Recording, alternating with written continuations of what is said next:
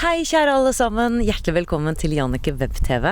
I dag jeg på besøk hos Anne Kaas Iversen, som akupunktør, inspirator og foredragsholder. Og vi skal snakke om det å følge hjertet, og det å følge vår indre guide, eller vår indre stemme, og hvorfor det kan være så viktig. Anne, det veldig hyggelig å være på besøk hos deg. Takk skal du ha. Jo, bare hyggelig at du ville komme. Og jeg har jo kjent deg lenge og gått til deg selv. Du har en klinikk i Akersgaten som veldig populær, Aki Akupunktur. Der har du veldig mange pasienter som kommer, og du har jobbet der i mange år. Men nå har du begynt å holde foredrag om det om å følge hjertet. Du har en Facebook-side blant annet som heter Veien inn til hjertet. Nå har du også begynt med Hjertekraft sammen, en som heter Katarina. Ja. Hvorfor dette skiftet til å begynne å holde foredrag om hjertet? Jeg har jo alltid vært veldig opptatt av hjertet, da. Jeg tegnet hjertet fra jeg var liten i alle bøker som mine venninner forteller meg fra jeg var liten. Og jeg har alltid følt at hjertet har vært veldig viktig i mitt liv, da. Det å følge den personen som jeg faktisk inni meg føler at jeg er. Og så tenker jeg at det å følge hjertet, da kan man ikke gjøre feil. Det betyr ikke at man ikke skal ta med hodet, for det må vi selvfølgelig gjøre. Men det å følge den indre veiviseren vår, som hjertet faktisk er, og som også påvist at det ganske virkningsfull i forhold til hjernen, det viktig for alle mennesker. Det jeg har sett mer og mer, det at jeg har fått flere og flere pasienter som sliter med rett og slett hvem de er, og hva de vil, og hvordan de skal komme ut av det fengselet ofte som de føler at de i da. Og det kan være traumer i livet som har gjort at de har stanset kraftig opp, møtt veggen, som det jo så populært heter, og at de rett og slett ikke finner ut av livet sitt lenger, rett og slett. Og det da dette her med å følge hjertet på en måte som eller det å følge sin indre stemme, det som mye grunnen til at de møter veggen, eller det fysiske ting, eller det begge deler? Det jeg helt sikker på en ting, og det at hvis man ikke følger hjertet eller ikke lytter innover, uansett hvem vi og hva vi så vil vi på et eller annet tidspunkt kanskje få en kraftig nedtur, for hvis vi hele tiden jobber mot det vi fordi at alle andre sier og forteller oss hvor vi skal og hva vi skal gjøre, så tror jeg det det verste vi kan gjøre mot oss selv på sikt. Jeg tror vi hele tiden går imot den vi ment å være her nede, da. Og da tror jeg at hvis vi gjør det, så hele tiden går vi mot det innerste i oss, og da vil vi butte på et eller annet tidspunkt. Men selvfølgelig det jo noe som heter sykdom, og det ubalanser og alt mulig som gjør at vi blir syke. Men det som fascinerende i akupunktur, da, og også i denne tenkningen her, det at det alltid en grunn til at en ubalanse oppstår. Og det vil ikke si at det alltid at man ikke følger hjertet, men man skal tenke over livet sitt, hva man selv står for, hva man ønsker å gjøre i livet sitt, hvor man har lyst til å gå. Det lett å snuble, vi snubler og vi faller alle sammen, men vi reiser oss opp igjen, og for hvert eneste fall, og for hver gang vi reiser oss opp, så har vi mer livserfaring, og det tror jeg en viktig bit i livene våre. Men jeg må tilbake til hjertet. Altså, hvordan kan hjertet være en veiviser? Hjertet en veiviser så lenge du kjenner at det du gjør riktig for deg selv. Altså jeg tror at hvis du føler at du på track med deg selv, at du på en måte kjenner glede i det du gjør, du kan tenke på noe, så kjenne at det bobler i maven, kjenne på at du i fri flyt på en måte. Det noe som heter upstream, downstream, og det synes jeg et veldig, veldig godt uttrykk. Fordi at det klart at hvis du skal for eksempel ut på kanotur da, i stri elv, og du prøver å ro, eller ta den kanoen upstream, så sier det seg selv at det funker ikke i det hele tatt. Da det liksom å bare la seg drive ned med elven, og sånn det faktisk i livet også, hvis vi hele tiden prøver å gå upstream, som vi gjør veldig mange, fordi vi hele tiden skal lytte til andre mennesker, vi hele tiden skal høre hva andre sier om oss, til oss, for oss. Vi skal bli likt alle sammen, vi har så mange sånne greier, vi skal være vellykket, vi skal være rike, vi skal ha rette boligen, det så mange sånne issues som gjør at vi ikke fikser livet, men hvis vi da lytter til vårt indre og spør inni oss, liksom, hva vil lille Anne? for meg. Hva vil lille Jannicke? Det noe jeg ofte pleier å spørre om, og da det veldig ofte at folk begynner å gråte faktisk, for at de kjenner på at den lille personen som sitter inni der, jeg sier, har du noen gang snakket med den personen?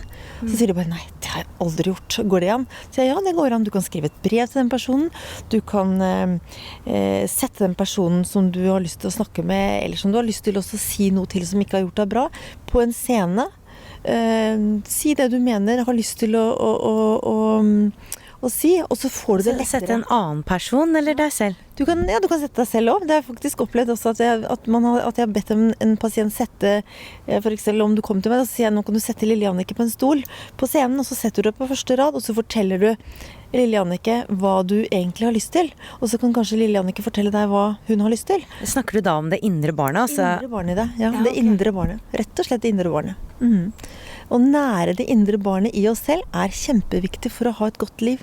Uansett hvem vi og hva vi Og du kan snakke med det barnet og spørre hva ønsker du, hva har du lyst til, og lytte til hva barnet sier. Det veldig viktig faktisk. Det blir jo på en måte en slags, kan ta som en meditasjon. Det trenger ikke nødvendigvis å være det, men det kan være liksom for å bevisstgjøre seg selv hva man egentlig har lyst til, og hvilken vei man vil gå. For vi går så mye omveier til den vi egentlig har lyst til å være, og hvorfor skal vi gjøre det? Hvorfor tror du vi lytter så mye til alle andre og sammenligner oss med andre og opptatt av det ytre? Det gjør vi alle sammen til en viss grad, dessverre. At det så vanskelig å lytte innover, fordi egentlig så tenker jeg at det burde være naturlig at man skal lytte til seg selv. Ja. Det burde være naturlig, men det vi ser at jeg mye mer opptatt av hva du tenker om meg enn hva jeg tenker om meg selv. Altså sånn det vi har laget i dette samfunnet. Det blitt et samfunn som ganske kynisk på mange måter. Da. Og da det så viktig å ta tak i sitt eget liv og sitt eget ståsted for å bli den personen man har lyst til å være. Og det så viktig å åpne hjertet for seg selv og ikke for alle andre. Det vi jo rågode til. Altså, vi åpner hjertet for alle mulige mennesker. Men det å åpne hjertet for seg selv kan være ganske vanskelig. Det å si til seg selv at i dag har du vært kjempeflink. Altså i går når jeg holdt på i haven her og gjorde det masse, så tenker jeg, ja, men jeg kunne jo gjort mer. Jeg kunne jo faktisk ha plantet de siste plantene som jeg ikke fikk plantet. Da. I stedet for å si at vet du har holdt på 7,5 timer i ett strekk i går ettermiddag. Jeg gikk inn 9:30 i går kveld. Jeg var jo flink, men i stedet så sier jeg, hvorfor gjorde du ikke det, og fikk du ikke rakt gressplen? Altså vi hele tiden så flinke til å tenke at vi skal ta 2 trappetrinn mer enn det vi har gjort. Og det i hvert fall noe jeg har slitt med hele mitt liv. Jeg har sammenlignet meg med andre mennesker som superflinke. Jeg alltid redd for å ikke bli likt. Det jeg litt ferdig med, heldigvis. Men vi har alle disse issues som vi så opptatt av alle sammen, uansett hvor vi på rangstige og hva vi driver med. For jeg jo veldig opptatt av selvkjærlighet, og jeg tenker egentlig at det den viktigste kjærligheten av de alle, for det selve grunnmuren i oss. At vi trenger den selvkjærligheten for å kunne elske andre og gi til andre. Og det blir jo ikke en selvkjærlighet om jeg skal please deg hele tiden. Det blir en kjærlighet, en falsk kjærlighet faktisk. Uekte kjærlighet. Fordi at det så viktig at vi nærer oss selv og gir oss selv kreditt for den vi Fordi at det jo bare vi selv som kan gjøre det. Vi kan ikke få noe utenfra på en måte, altså det må komme innenfra, og det så viktig å tenke på, altså det og som vi snakket om her om dagen, at det å vinne masse penger i lotto eller noe, ja, vi kan kjøpe oss det vi har lyst på akkurat der og da, men det gir oss ingen lykke. Se på alle disse store stjernene som dør, som fluer, tar livet av seg, det går på stoffer, altså de fikser ikke den der indre kraften i seg selv som så viktig for å kunne stå oppreist. Ja, fordi jeg også veldig opptatt av dette med selvfølelse, ikke sant? Fordi at uansett hvor mange penger jeg får nå, så vil ikke det forandre min selvfølelse. Altså for selvfølelsen, det noe som må komme innenfra, uansett hva som skjer på en måte rundt meg. Da. Men var det på en måte et skifte i livet ditt, altså fra et sted hvor du ikke var så opptatt av dette, til at det gikk opp en aha-opplevelse for deg? Eller har denne hjertebaserte tenkningen alltid vært en del av deg? Nei, den har alltid vært en del av meg, faktisk. Bestandig. Hvis du spør barna mine, så sier de at jeg elsker alle mennesker, og det gjør jeg helt sikkert ikke, men folk skal være ganske genuint jævlig for å si det rett ut, hvis jeg ikke skal like dem, for at jeg tror alle mennesker har noe godt i seg. Det skal være mye som skal ha skjedd hvis man ser på et vennskap som borte, for eksempel. Og det skjer i alle livets faser, at noen kommer og noen går, sånn vil det alltid være. Men jeg tror det er viktig at vi hele veien jobber med oss selv, og det har jeg faktisk gjort fra jeg var ganske liten, mener jeg selv. Ja. Det er noe som alltid har ligget der, men det er klart at det å gå rundt og elske seg selv, som det så fint heter, det er kjempevanskelig. Jeg tror det er noe av det vanskeligste. Mye bedre å elske andre, eller å være glad i andre mennesker, enn å være glad i seg selv 100%. Det tror jeg. Jeg tenker at det er noe som vi trenger å sette mer fokus på i samfunnet, og at det er ok, fordi at jeg gjorde en blogg om det forleden dag, og snakket om selvkjærlighet, og sa at det kan virke veldig svulstig, det ordet selvkjærlighet, self-love. Det er nesten enklere å si det på engelsk, men det er kjempeviktig, og derfor ønsker jeg å snakke mer og mer om det, at det er ok, og at det er noe helt annet enn egoisme. For det er mange som sier, ja, men det er veldig egoistisk å være så selvsentrert og tenke på seg selv hele tiden. Ja, men det er jo ikke det, for det kan kanskje noen si, men da har de ikke skjønt hele uttrykket, eller det å være virkelig, å sette pris på seg selv og være glad i seg selv, for at den eneste som kan gjøre den jobben med oss, det er oss selv. Og tenk på det, hvis alle mennesker hadde gjort en bit av den jobben der, så ville det ikke vært krig i verden. For de menneskene som tråkker på andre mennesker, de menneskene som går ut i krig i alle mulige rare greier, altså de som tråkker på andre mennesker, de som snakker stygt om andre mennesker, de har ikke den selvkraften i seg, eller den kraften i seg selv. De må på en måte tråkke på andre mennesker for å kunne hevde seg. Og det alle kan jo si ting innimellom selvfølgelig, men det liksom hele tiden å være en person som alltid tråkker på andre mennesker, eller det er jo en grunn til at den personen gjør det, og det er fordi at man har problemer selv. Det er jeg ganske sikker på. Ja, det tenker jeg også. Jeg leste en blogg på siden din, på Veien inn til hjertet på Facebook, og da beskrev du dette med mobbing på jobben, og hvordan ofte flinke piker og flinke menn blir litt offer for det da, fordi at de gjør alt riktig, og så er det andre som blir provosert av det, og skal dytte dem ned, så man blir liksom dørmatter. Har du noen tips, for du har jo mange sånne flinke piker hos deg? Ja, akkurat det med dørmatte, det bruker jeg ganske mye, faktisk, i forhold til pasienter. Fordi at det er ofte det de blir brukt til. Fordi de sier ja og ha til absolutt alt som er, og det har jeg selv vært med på å gjøre veldig mange år selv. Jeg har vært livredd for ikke å strekke til, livredd for ikke å gjøre det bra nok, livredd for ikke å være flink nok, og så er man kanskje blant de flinkeste allikevel. Og så sier man ja til alt og alle, og går i veggen da til slutt. Og det er så viktig at vi lytter til oss selv, og at vi prøver å se på at vi er faktisk helt suverene sånn som det vi er, og så må vi heller prøve å hevde oss over de som prøver å slå oss ned på en jobb da. Og der har jeg også teknikker som jeg lærer bort, som kan være ganske spennende, og som har funket i veldig mange tilfeller. Kan du gi en teknikk her? Ja, for eksempel hvis du har en sjef eller en kollega som hele tiden tråkker deg ned, eller prøver å slenge dritt eller å gjøre sånne ting, så lærer personen det å lage en usynlig vegg mellom seg selv og personen. Og det betyr at den personen som den personen er utsatt for hele tiden da. Altså du får et stengsel, eller du får en blokkering sånn at ikke den kan innta hjertet ditt da, for det er det de gjør, altså de går jo rett inn i, og de har en klo ofte rundt her hvor de holder deg nede.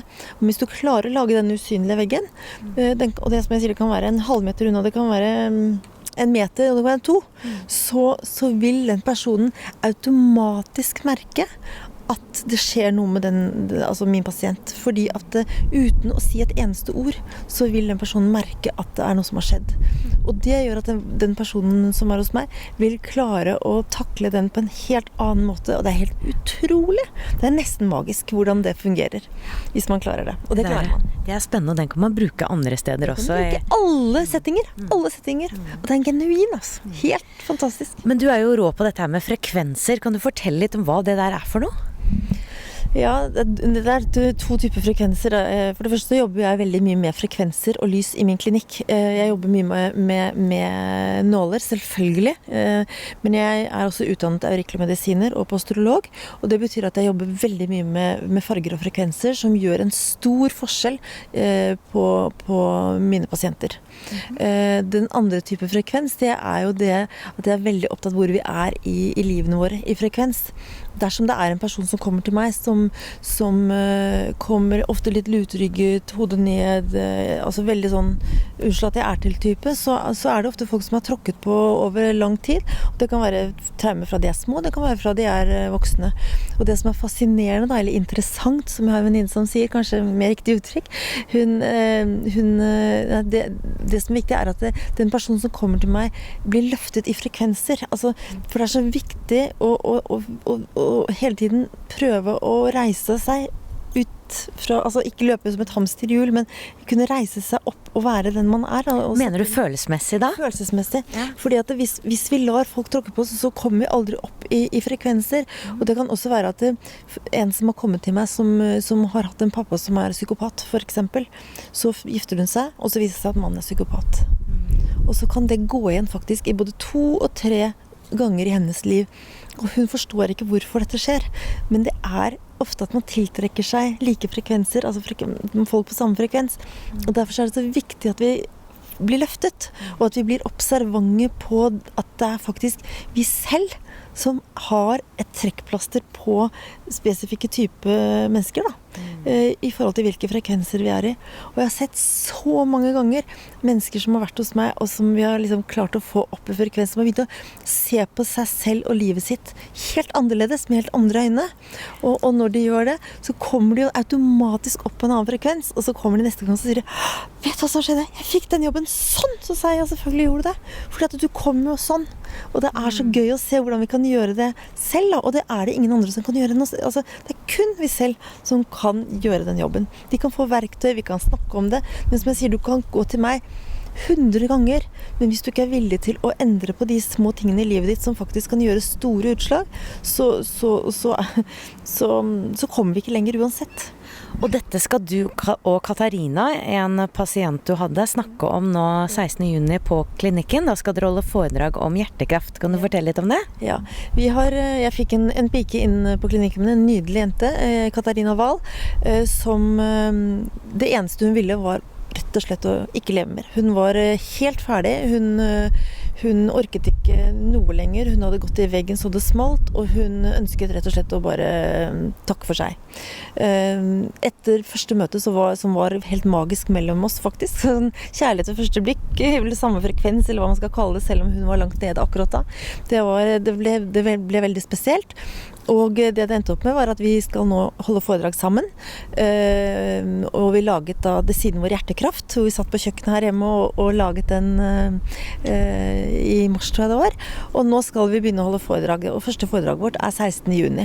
Og Katarina har gjort store endringer i livet sitt. Hun har gjort rett og slett alt som hun kunne finne på av det som hun ikke var glad for, det har hun snudd opp ned på.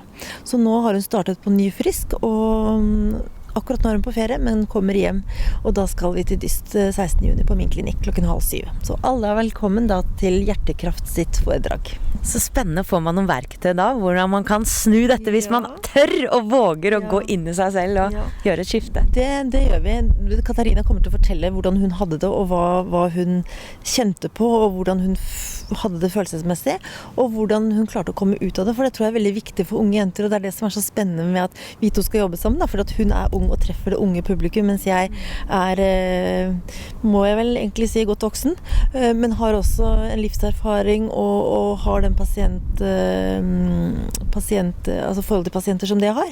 Så jeg tror det kan bli en veldig, veldig fin kombinasjon hvor hun forteller, jeg forteller litt om min jobb, og sammen så løfter vi mennesker og har spørsmål og svar, og kommer også til å ha litt teknikker, og vi kommer til å avslutte med en liten meditasjon til etter hvert foredrag, for det tror jeg veldig viktig, det å ha noe som synker inn, i stedet for at alle stuper ut, og så har vi glemt det vi var i, men at vi tar noen få minutter etter hvert foredrag, hvor vi rett og slett kjenner inn og tar en runde på om noen har opplevd noe. Det har jeg gjort tidligere på de foredragene jeg har holdt, og det har vært utrolig spennende hva folk har fått opp. Morsomt. Dette blir spennende, Anne. Jeg synes det er utrolig bra at du gjør dette her, og at du fokuserer på hjertet, og siden din er jo veldig populær på Facebook og inspirerer meg. Du skriver jo så mye. Jeg skriver veldig mye, og av og til litt for langt, men sånn er det. Det er det mange som setter pris på. Ja, takk skal du ha. Tusen hjertelig takk, og lykke til med foredrag og alt mulig. Tusen takk, og takk for at du ville komme til meg. Og takk for at dere så på, og dere må gjerne abonnere på kanalen min. Det er helt gratis. Alt du trenger er en Gmail-konto. Det kan du gjøre rett under her. Da håper jeg at du tør å ta steget og virkelig se innover i deg selv, og kanskje snakke med det indre barnet og lytte til hjertet. Det er vel verdt det. Masse lys herfra. Ha det bra! Ha det!